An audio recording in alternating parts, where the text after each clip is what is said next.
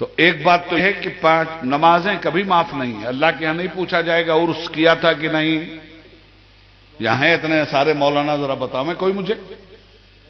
اللہ کے یہاں نہیں پوچھا جائے گا چادر چڑھایا تھا کہ نہیں. اللہ کے یہاں نہیں پوچھا جائے گا تعزیہ بنایا تھا کہ نہیں. اللہ کے یہاں نہیں پوچھا جائے گا نیاز فاتحہ کیا تھا کہ نہیں. صاف صاف سنو,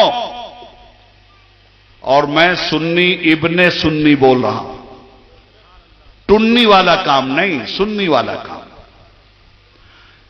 اس میں سے ایک بات اللہ کے ہاں نہیں پوچھی جائے گی.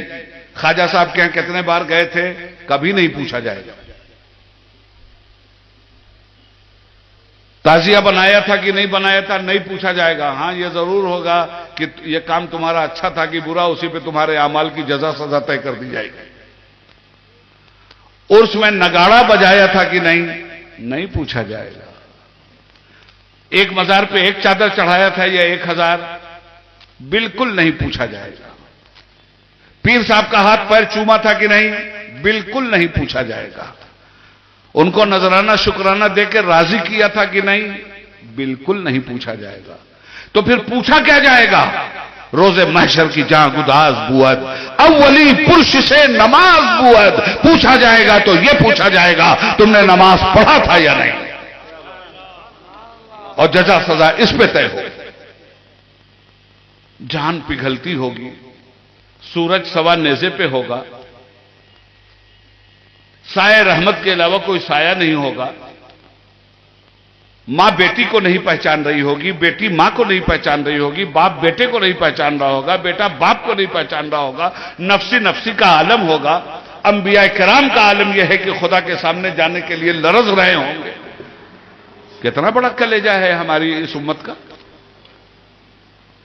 جو کام بالکل ضروری ہے اسے غیر ضروری سمجھ لیا مسلمانوں نے, اور جس کام کے بارے میں کوئی پوچھ گچھ نہیں ہے اس کو فرض سمجھ کے یہ قوم کر رہی ہے.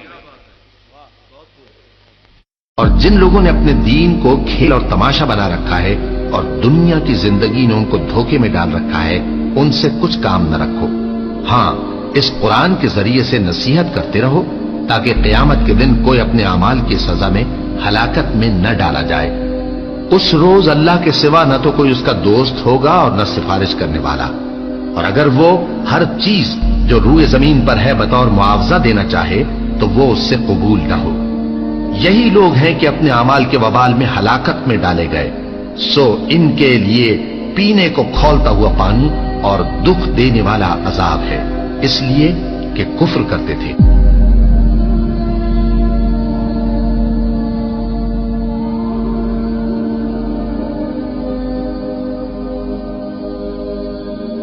سنیوں نے کیا کیا ہے؟ جب تک میری سمجھ اور سوچ اور شعور ہے, سنیوں نے کیا کیا ہے؟